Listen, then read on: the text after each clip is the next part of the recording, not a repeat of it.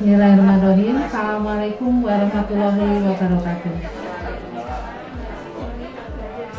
Terima kasih saya ucapkan kepada Bapak Ibu guru semua yang pada pagi hari ini sudah menyempatkan diri untuk hadir terkait kegiatan saya untuk melakukan sosialisasi tentang filosofi pendidikan menurut Ki Hajar Dewantara dan juga kaitannya tentang budaya positif yang nanti insya Allah berkaitan dengan apa yang tadi di depan disampaikan oleh Bapak Sugeng Haryadi terkait dengan kedisiplinan siswa. Semoga kegiatan ini nanti bermanfaat. Kemudian kegiatan sosialisasi modul 1, jadi ini saya sudah menyelesaikan satu modul, alhamdulillah. Di sini terkait dengan kegiatan pendidikan guru penggerak yang akan saya sampaikan. Di sini saya akan menyampaikan terkait dengan dasar pendidikan menurut Ki Hajar Dewantara. Jadi sebenarnya kita punya satu tokoh besar yang di sini ide-idenya itu baru sekarang digali. Kalau sebelumnya kita cenderung ke tokoh-tokoh yang berasal dari luar negeri, ternyata di sini kita punya tokoh yang sungguh luar biasa. Ada relevansinya ketika kita menerapkan baik itu CBSA, kemudian kurikulum 13. Ternyata di sini Ki Hajar Dewantara itu sudah jauh-jauh itu sudah meletakkan kaitannya tentang landasan pendidikan. Di mana dasar pendidikan yang menurut Ki Hajar Dewantara yang pertama itu adalah pendidikan itu adalah menuntun. Jadi menuntun di sini itu adalah menuntun segala kekuatan kodrat yang dimiliki anak, baik itu kodrat alam maupun kodrat zaman, sehingga mereka memiliki mencapai keselamatan dan kebahagiaan yang setinggi-tingginya sebagai manusia dan anggota masyarakat. Jadi kalau istilahnya dulu Ki Hajar Dewantara menuntun, sekarang itu istilahnya sudah, karena sudah abad 21, itu istilahnya adalah keterampilan abad 21 atau yang dikenal dengan keterampilan komunikatif, kemudian keterampilan berpikir kritis, kemudian inovatif. Nah itu adalah kalau dalam istilah Ki Hajar Dewantara itu menuntun. Jadi semua kodrat yang ada pada anak. Kemudian di sini juga dasar yang kedua bahwa anak itu bukan tabula rasa ya Bu. Jadi kalau dulu kita melihatnya anak itu diibaratkan sebagai kertas kosong. Jadi kita bisa bebas mencoret-coret dari apa yang ada pada anak. Tetapi sebenarnya anak itu bukanlah seperti kertas kosong Bapak Ibu. Jadi secara kodrat alam, anak itu lahir dengan memiliki potensi atau kemampuan.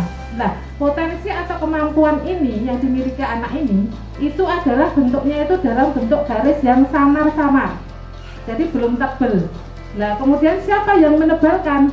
Kitalah nanti sebagai pendidik yang akan menebalkan garis-garis tersebut sesuai dengan minat, bakat, dan potensi yang dimiliki oleh anak. Kemudian dasar pendidikan menurut Ki Hajar Dewantara yang ketiga, Ki Hajar Dewantara itu mengibaratkan pendidik itu sebagai seorang petani Bapak Ibu. Jadi pendidik itu adalah petani, sedangkan anak didik kita itu adalah benih yang disemai. Sehingga ketika kita itu, ketika seorang petani itu menanam padi, maka ilmu yang digunakan untuk menumbuhkan padi ya ilmu padi, bukan menggunakan ilmu untuk menumbuhkan jagung. Begitu juga dengan pendidik, ketika kita akan menumbuh kembangkan potensi siswa, maka yang kita lakukan adalah segala daya upaya, baik itu dari guru, baik itu sekolah, itu adalah untuk mengembangkan tingkah laku hidup dari peserta didik atau siswa. Kemudian dasar pendidikan yang keempat itu adalah budi pekerti. Jadi menurut Ki Hajar Dewantara itu pendidikan itu untuk memajukan budi pekerti. Budi pekerti yang seperti apa? Ya selaras seimbang antara cipta, menajamkan pikiran, kemudian rasa, menghaluskan perasaan, karsa atau karya yaitu memperkuat kemauan, serta pekerti atau tenaga atau kekuatan. Jadi di sini pendidikan itu adalah untuk memajukan budi pekerti anak. Kemudian yang terakhir bahwa menurut Ki Hajar Dewantara pendidikan itu harus berorientasi kepada anak. Artinya di sini pendidikan itu harus memandang anak dengan hormat, dengan suci mendekati sang anak, bebas dari segala ikatan, dan tidak meminta suatu hak apapun kepada anak. Artinya di sini istilahnya adalah memanusiakan manusia. Jadi ini adalah dasar-dasar pendidikan menurut Ki Hajar Dewantara. Berdasarkan dasar-dasar pendidikan menurut Ki Hajar Dewantara yang saya sampaikan di atas, maka proses pembelajaran seperti apakah yang seharusnya menurut dasar pendidikan Ki Hajar Dewantara itu adalah pembelajaran yang berpusat pada siswa, adalah pembelajaran yang student centered learning. Saya kira ini sudah ada relevansinya dengan kurikulum K13, di mana kita harus melaksanakan pembelajaran yang berpusat pada siswa. Pembelajaran yang berpusat pada siswa ini adalah segala kegiatan pembelajaran yang dilakukan itu harus yang banyak melakukan kegiatan itu adalah siswa. Bapak Ibu bisa melakukan dengan kegiatan-kegiatan yang sifatnya menantang siswa, sehingga fokus pembelajaran itu adalah pada siswa. Kemudian yang kedua, pembelajaran yang menempatkan siswa itu sebagai subjek sekaligus objek dalam pembelajaran. Jadi di sini anak menjadi subjek sekaligus objek dalam pembelajaran dan bukan guru atau pendidiknya. Jadi sekali lagi di sini yang menjadi pusat pembelajar, yang menjadi pembelajar itu adalah siswanya, sedangkan guru itu lebih pada keterampilan untuk memfasilitasi pendidik, kemudian keterampilan untuk memilih persoalan, sehingga nanti yang menjadi pembelajar itu adalah bukan pendidiknya tetapi muridnya. Kemudian di sini juga konsep dari Ki Hajar Dewantara adalah ing ngarsa sung tulodo, ing madya mangun karsa tuturi handayani. Di sini di depan guru itu harus bisa menampilkan sebagai seorang pribadi yang bisa melaksanakan nilai-nilai budaya bangsa Indonesia sehingga bisa menjadi teladan bagi murid-muridnya. Kemudian di tengah guru itu mendampingi dalam arti mendidik dengan pola asuh. Pola asuh itu adalah mendidik dia istilahnya jangan sampai memberikan hukuman. Jadi mendidik yang di situ itu adalah tidak atau menjadikan hukuman itu sebagai alternatif terakhir atau kalau sudah kepepet. Jadi sejauh mungkin itu menjauhi yang namanya atau menghindari yang namanya hukuman, itu yang namanya pola asuh. Kemudian di belakang guru memotivasi ini adalah membangun semangat supaya siswa itu memiliki semangat untuk mencapai cita-citanya. Jadi kalau kita kaitkan dengan dasar pendidikan menurut Ki Hajar Dewantara tadi, kemudian proses pembelajaran yang mencerminkan dasar pendidikan menurut KHD adalah seperti yang saya sampaikan tadi. Ini nanti ada relevansinya Bapak Ibu. Jadi K13 yang sudah kita laksanakan sebenarnya sejalan dengan dasar pendidikan menurut Ki Hajar Dewantara. Ini terkait kita sudah masuk ke pengimbasan budaya positif. Ya, pengimbasan budaya positif di situ bisa Bapak Ibu lihat bagaimana budaya positif, ada profil pelajar Pancasila, ada Bapak Ibu guru SMP Negeri 2 Karangpanen yang sangat luar biasa. Karena apa? Budaya positif itu akan bisa tercapai, akan bisa terwujud ketika di situ ada kolaborasi dari Bapak Ibu guru semuanya. Jadi budaya positif inilah yang nanti menjadi kunci bagaimana untuk membentuk siswa yang berkarakter kuat. Jadi berkarakter kuat seperti apa? Ini nanti adalah sesuai dengan visi misi dari sekolah kita. Nah ini jadi semua komponen menjadi memiliki peran yang penting dalam mewujudkan budaya positif ini nanti. Nah budaya positif ini nanti implementasinya itu adalah melalui disiplin di lingkungan sekolah. Nah disiplin yang seperti apa? nanti akan kita sampaikan di slide berikutnya. Di mana di sini budaya positif yang diharapkan itu adalah budaya positif karena kita punya Pancasila adalah yang memiliki profil pelajar Pancasila. Jadi di sini ada berkebinekaan global, kemudian bergotong royong, bernalar kritis, beriman dan bertakwa serta berakhlak mulia, kreatif, gotong royong. Ini adalah nilai-nilai yang nanti harus kita integrasikan sehingga anak-anak kita nanti ketika pada saatnya nanti pada zamannya nanti mungkin gotong royong sudah luntur, mungkin anak-anak sudah memiliki perilaku yang sudah atau kebarat-baratan. Nah ini tugas kita ini sangat berat Bapak Ibu lah. Ini nanti implementasinya adalah melalui disiplin. Nah disiplinnya itu yang seperti apa? Nah kalau kita melihat seperti ini, disiplin, apa itu disiplin? Atau disiplin positif. Nah ini ada istilah disiplin positif. Nah apa yang perbedaan diantaranya nanti akan kita melihat. Kemudian siapa yang mendisiplinkan murid? Nah ini timbul pertanyaan, apakah Bapak Ibu guru? Apakah Ibu guru? Apakah orang tua murid? Ataukah Bapak kepala sekolah? Nah, ini saya sampaikan dulu konsep Ki Hajar Dewantara tentang disiplin. Jadi Ki Hajar Dewantara itu sudah memiliki konsep ini jauh sebelumnya. Bahwasanya menurut Ki Hajar Dewantara, disiplin yang kuat itu adalah syarat utama untuk menciptakan murid merdeka. Jadi syarat utamanya itu adalah disiplin yang kuat. Disiplin yang dimaksud di sini adalah disiplin diri atau motivasi internal atau yang tadi saya katakan disiplin positif. Jadi disiplin positif ini bisa dikatakan sebagai disiplin diri. Kalau disiplin diri berarti disiplinnya itu bersifat intrinsik atau internal, berasal dari dalam dirinya sendiri. Lalu bagaimana caranya? Nah, nanti ada beberapa strateginya Bapak Ibu. Apa itu bedanya disiplin dengan disiplin positif? Nah, kalau disiplin pasti dalam benak Ibu mesti pikirannya tentang tata tertib, keteraturan, ya tidak? Kepatuhan, ya tidak Bu? Nah, pasti hubungannya dengan hukuman, nah, ya tidak? Nah, kalau berbicara dengan hukuman, pasti nanti rasanya tidak nyaman. Disiplin yang memiliki motivasi intrinsik berarti berasal dari dalam dirinya sendiri.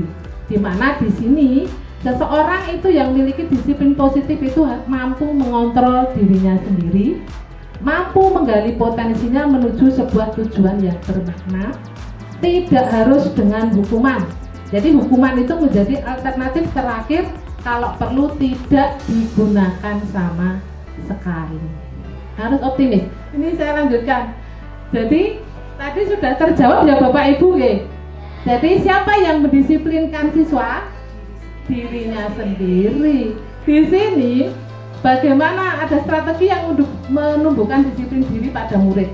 Jadi bagaimana nanti siswa itu bisa menumbuhkan disiplin diri sehingga ada disiplin yang kuat dari dalam dirinya.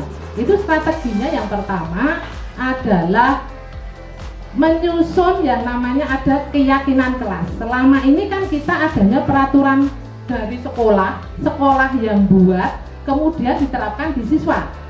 Nah sekarang kita balik dari siswa untuk siswa, kemudian nanti siswa itu masuk menjadi milik sekolah. Jadi menyusun keyakinan kelas ini dimulai dari tiap kelas. Jadi dari tiap-tiap kelas nanti punya keyakinan kelas yang bisa dibuat dengan melakukan curah pendapat. Anak-anak pengen kelas yang ideal tidak? Pasti jawabannya iya Bu.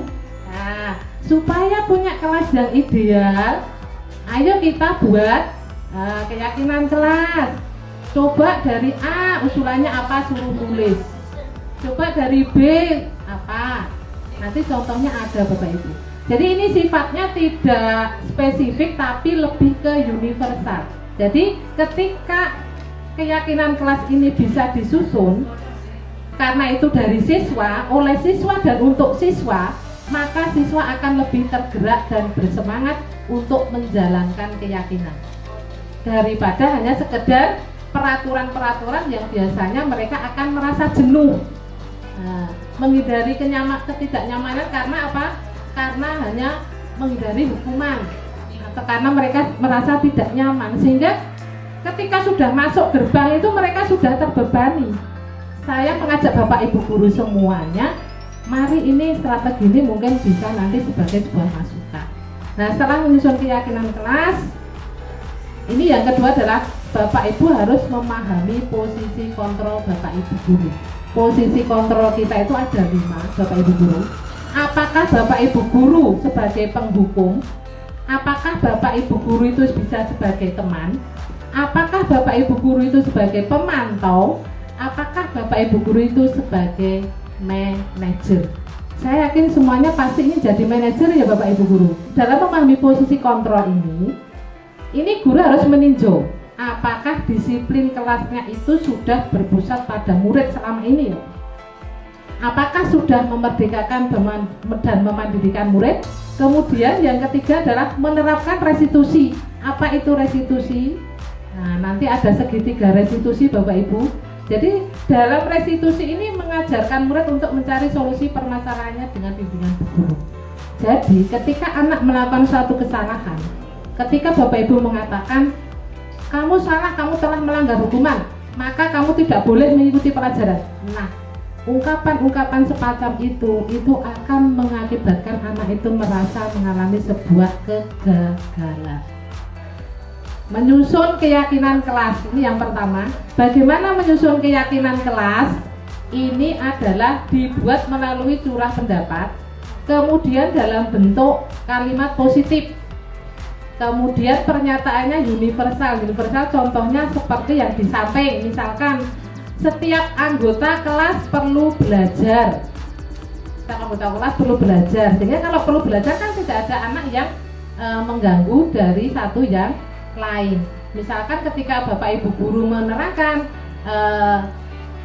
maka anak-anak bisa untuk jadi lalu lintasnya itu lebih teratur. Jadi setiap anggota kelas perlu belajar ini bisa bermacam-macam nanti diturunkan. Kemudian yang kedua, setiap anggota kelas perlu senang. Kemudian setiap anggota kelas perlu saling menghormati. Jadi misalkan ada anak yang di situ misalkan berkelahi atau adu mulut, kita nanti bisa memasukkan keyakinan kelas yang ini. Coba keyakinan kelas kita apa? Kita saling menghormati pula. Nek kowe iki ngomong elek nyang kancamu, kowe menghormati pora. Nah, kita tinggal mengungkapkan kembali apa yang sudah disepakati anak. Itu. Kemudian setiap anggota kelas perlu merasa aman. Nah, ini adalah bentuk-bentuk atau contoh keyakinan kelas yang ini nanti bisa dibuat bersama dengan anak-anak. Jadi tidak perlu banyak, tidak perlu panjang-panjang, yang penting mudah dipahami dan diingat warga kelas. Dan juga di sini kita istilahnya bukan sanksi atau hukuman ya Bapak Ibu. Ketika menyusun keyakinan kelas, maka di situ ada terjadi pelanggaran terhadap keyakinan kelas. Kita memberikan istilahnya solutif ya, bukan hukuman atau sanksi. Jadi sekali lagi kita istilahnya solusi. Jadi keyakinan kelas dilanggar, maka kita cari solusi untuk memecahkan bersama-sama dengan siswa. Karena pembentukan keyakinan kelas tadi adalah antara guru dengan siswa. Nah, ini terkait posisi kontrol Bapak Ibu. Ini saya juga sudah mengalami. Saya juga sudah sebagai penghukum, juga membuat orang merasa bersalah, bahkan bisa menjadi teman, juga monitor. Nah, ini yang bagus ini adalah sebagai manajer. Kalau sebagai penghukum ini biasanya kamu patuhi aturan saya atau awas nanti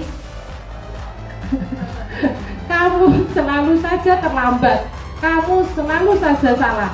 Nah, ini berarti posisi kita itu sebagai penghukum Bapak Ibu ternyata. Kemudian yang kedua, membuat orang bersalah. Terkadang kita ini coba bagaimana kalau orang tahu orang tua kamu berbuat begini? Itu ternyata kita itu menjadi posisi kita itu membuat orang merasa bersalah, Bapak Ibu. Saya juga pernah seperti itu kepada siswa saya. Nah, posisi kontrol sebagai teman, ayo bantulah demi Bapak ya. Atau kadang karena posisi kita sebagai teman, kadang ya sudah, tidak apa-apa, sudah kamu duduk sana. Nah itu terhadap posisi kontrol sebagai menempatkan kita sebagai teman. Kemudian sebagai monitor, apa yang telah kamu lakukan, jadi kita malah balik bertanya. Nah yang paling bagus ini adalah seorang guru itu harus bisa menjadi manajer. Jadi ketika kita sudah punya keyakinan kelas, ada pelanggaran, tanyakan saja. Coba keyakinan kelas kita atau keyakinan sekolah kita apa? Nah sekarang kalau kamu seperti ini bagaimana? Jadi biarkan anak yang memberikan solusi atas pelanggaran yang dilakukan. Memang agak sulit Bapak Ibu, tapi kita harus optimis bisa. Kemudian kita sampaikan juga, ketika di situ keyakinan kelas sudah kita tanyakan, kemudian anak sudah menjawab, apa rencana kamu untuk memperbaiki hal ini? Nah, oke, saya pegang janji kamu. Oke, saya hargai usahamu. Nah, seperti itu yang diinginkan. Jadi, disiplin positif itu seperti itu Bapak Ibu gambarannya. Jadi, tidak ada hukuman, tidak ada sanksi, tapi memberikan solusi antara guru dengan siswa itu menganalisis kira-kira ketika kamu melakukan pelanggaran dari keyakinan kelas yang sudah keyakinan sekolah yang sudah kita sepakati, solusi apa, biarkan anak sendiri yang mencari solusinya. Jadi Bapak Ibu guru adalah hanya membimbing saja. Jadi kurang lebih seperti itu. Kemudian yang ketiga ada istilah segitiga restitusi. Apa itu segitiga restitusi? Ini adalah tahapan bagaimana menciptakan kondisi untuk memperbaiki kesalahan murid sehingga murid itu bisa kembali kepada kelompok mereka dengan karakter yang lebih kuat. Seperti yang saya katakan tadi, ketika anak melakukan pelanggaran terhadap keyakinan kelas atau keyakinan sekolah, tanyakan keyakinan kelasnya apa. Kemudian bagaimana solusinya terhadap itu. Jadi tugas kita itu hanya membimbing. Jadi dengan begitu anak itu akan lebih memiliki tujuan, dia akan bertanggung jawab terhadap apa yang sudah dilakukannya dan lebih fokus pada solusi bukan hukuman. Jadi ini tahapan-tahapan apa yang saya katakan dari budaya positif di depan, ya, disiplin positif. Terima kasih Bapak Ibu guru, ini yang bisa saya sampaikan. Semoga bermanfaat untuk diri saya sendiri dan juga untuk sekolah kita. Apa yang saya sampaikan ini semoga bisa menjadi masukan.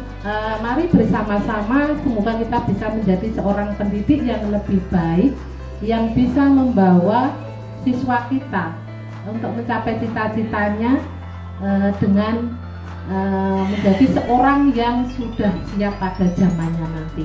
Kita tidak tahu 10 tahun ke depan, sekarang saja semuanya sudah digantikan dengan mesin, apalagi nanti 25 tahun ke depan. Tapi jangan khawatir Bapak Ibu, kalaupun Google itu paling pintar, tapi Google itu tidak bisa berpikir kritis Bapak Ibu. Jadi kita punya peluang untuk memaksimalkan keterampilan berpikir kritis siswa kita. Kalau Google pintar tapi dia tidak kritis, dia tidak bisa komunikatif, dia tidak bisa kreatif. Kita yang lebih bisa kreatif, karena Google itu hanya sesuai dengan apa yang kita perintahkan kan Bapak Ibu, tapi manusia itu lebih dimaksimalkan berpikir kritisnya. Demikian yang bisa saya sampaikan. Ada kurang lebihnya saya mohon maaf. Mungkin ada sikap, perilaku, tutur kata saya yang tidak berkenan di hati Bapak Ibu, saya mohon maaf. Akhir kata, wabillahi taufiq wal hidayah. Wassalamualaikum warahmatullahi wabarakatuh.